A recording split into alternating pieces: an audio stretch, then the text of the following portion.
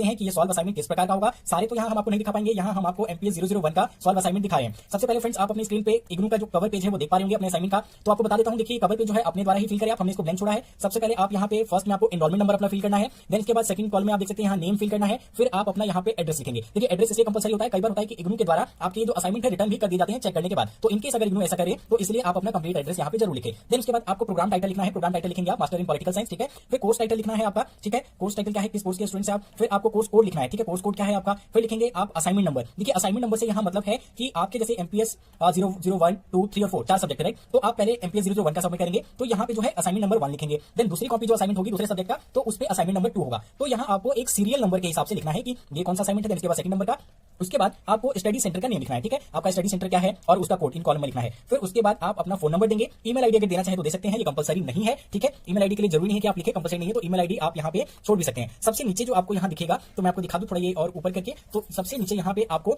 इधर date fill करेंगे और उसके बाद यहाँ पे आपको अपने सिग्नेचर करने हैं। फिर इस प्रकार से आपका ये फर्स्ट पेज जो है असाइनमेंट का कवर पेज जैसे हम कहते हैं ये कंप्लीट हो जाता है। फ्रेंड्स कवर पेज किस प्रकार से मिलेगा उसका भी मैं आपको वीडियो के डिस्क्रिप्शन में लिंक दे दूंगा, वहां से आप जाकर देख सकते हैं। चलिए अब हम आगे बढ़ते हैं इस असाइनमेंट में। देखिए सेकंड पेज जो नॉर्मली होता है वो आपका इग्नू के आई कार्ड का लगना होता है। तो अगर आप हमसे हैंड रिटन असाइनमेंट बनवाते हैं और अपने आईडी कार्ड का PDF हमें सेंड करते हैं तो हम उसकी कॉपी भी यहाँ पे लगा देंगे। यहाँ पे स्टूडेंट्स के द्वारा सेंड नहीं किया गया है, इसलिए आप सेकंड पेज जो है अपने आईडी कार्ड का लगाए। देन यहाँ पे थर्ड पेज जो है आपको अपना क्वेश्चन पेपर लगाना है। ये क्वेश्चन पेपर MPSC 001 यानी कि राजनीतिक सिद्धांत का है, देख सकते हैं MPSC 001 राजनीतिक सिद्धांत लिखा है। 10 क्वेश्चन आपके सामने इस प्रकार से हैं कुछ, और आपको केवल 5 क्वेश्चन को सॉल्व करना है। तो ये आपका थर्ड पेज होगा क्वेश्चंस का, ठीक है। फर्स्ट पेज आपका कवर पेज, सेकंड पेज में आप लगाएंगे अपना आईडी कार्ड का फोटो कॉपी, और देन उसके बाद थर्ड पेज में आपको क्वेश्चन पेपर की कॉपी लगानी है। देखिए क्वेश्चन पेपर की आप कॉपी तो लगाते ही हैं, लेकिन उसके साथ ही जब आप असाइनमेंट को सॉल्व करें तो क्वेश्चंस भी जरूर लिखें। क्वेश्चंस लिखना कंपलसरी है, क्योंकि देखिए होता क्या है जब एग्जामिनर या पेपर चेक करने वाले असाइनमेंट को चेक करने वाले जब असाइनमेंट आपका चेक करते हैं तो उनको कंफ्यूजन ना हो कि आपने किस क्वेश्चन का आंसर दिया है, इसलिए आप क्वेश्चन को लिखें। और क्वेश्चन लिखने वक्त ध्यान दें, आप क्वेश्चन को जो है ब्लैक पेन से लिखेंगे, ठीक है, ब्लैक पेन से आप क्वेश्चन को लिखें। देन उसके बाद आप एक लाइन में 2 लाइन छोड़ के आंसर की अपनी शुरुआत करें। तो क्वेश्चन देखिए कुछ इस प्रकार से पूछा गया है, राजनीतिक सिद्धांत के प्रमुख उपयोग और महत्व की विवेचना कीजिए।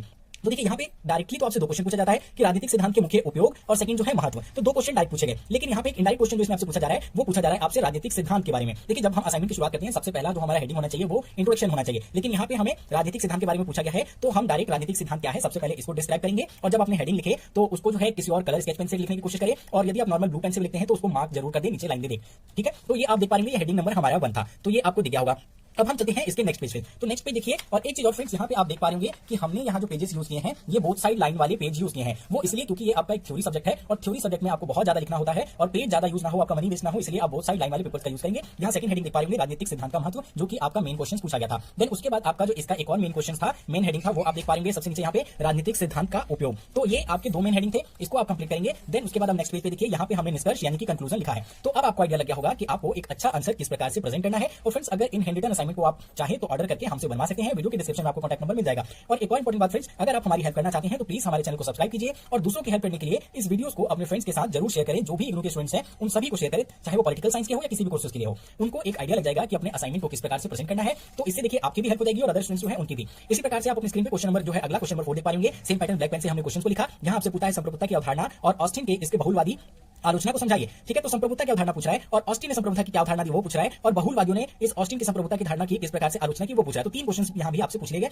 सबसे पहले हम इंट्रोडक्शन देंगे, इंट्रोडक्शन के बाद आपका जो यहाँ पे एक मेन हेडिंग पूछा गया है आपसे वो है ऑस्टिन की संप्रभुता की धारणा के बारे में। तो ऑस्टिन की संप्रभुता की धारणा को डिस्क्राइब करेंगे आप। देन आप नेक्स्ट पेज पे देख पाएंगे यहाँ अगला हेडिंग है हमारा ऑस्टिन के अनुसार संप्रभुता की जो क्या विशेषताएं थी उसको देखेंगे। देखिए यहाँ किस प्रकार से point number 1, point number 2, point number 3, 4, 5, 6, 7 points में यहाँ हमने इस आंसर को कवर किया है, ठीक है फ्रेंड्स। तो अब मैं जो है इस वीडियो को थोड़ा अब हम फास्ट करेंगे, स्क्रॉल करता हूं मैं आपके लिए, यानी कि इस पेजेस को पलट देता हूं क्योंकि वरना वीडियो बहुत ज्यादा लंबी हो जाएगी। तो आपको आइडिया लग गया होगा कि एक अच्छा आंसर कैसे लिखना है और अपने असाइनमेंट को किस प्रकार से प्रेजेंट करना है। देखिए फ्रेंड्स पेज यहाँ पे जो हमने यूज किया है ये A4 साइज पेज है। पेज आप यूज करते समय ध्यान दें कि पेज की क्वालिटी बहुत ज्यादा लो यानी कि पतली नहीं होनी चाहिए। आप उन पेजेस का यूज करें ताकि एक साइड अगर आप लिखते हैं तो दूसरे साइड ना छपे। देखिए यहाँ पे बिल्कुल भी दूसरे साइड यहाँ मार्क कोई नहीं आया है। तो पेपर जो है आप अच्छी क्वालिटी का यूज करें, A4 साइज के पेपर का यूज करें, ठीक है। और क्योंकि कई बार अगर आप हेडिंग लिखते हैं स्केच पेन से तो पीछे प्रिंट हो जाता है, इसलिए आप पेपर जो है थोड़ा हैवी पेपर लें, बहुत ज्यादा हैवी भी ना ले, क्योंकि वो जो मोटे पेपर्स होते हैं उनका आप यूज अपने स्कूल्स में कर चुके हैं। अगर आप 12th में असाइनमेंट्स आपने वर्क सबमिट किया होगा या प्रोजेक्ट वर्क, तो उस टाइम हम कलर या डिजाइन वाले शीट यूज करते थे। तो मेरा आपको सुझाव ये रहेगा कि आप जो है कलर या डिजाइन वाले शीट अब यूज ना करें, क्योंकि अब आप एमए के स्टूडेंट्स हैं तो आपका लेवल थोड़ा बढ़ गया है। और अपने असाइनमेंट में एक चीज और ध्यान दें, सिंपलिसिटी रखें जरूर, ज्यादा कलरफुल बनाने की कोशिश ना करें। और यदि कहीं पे अगर डायग्राम की रिक्वायरमेंट है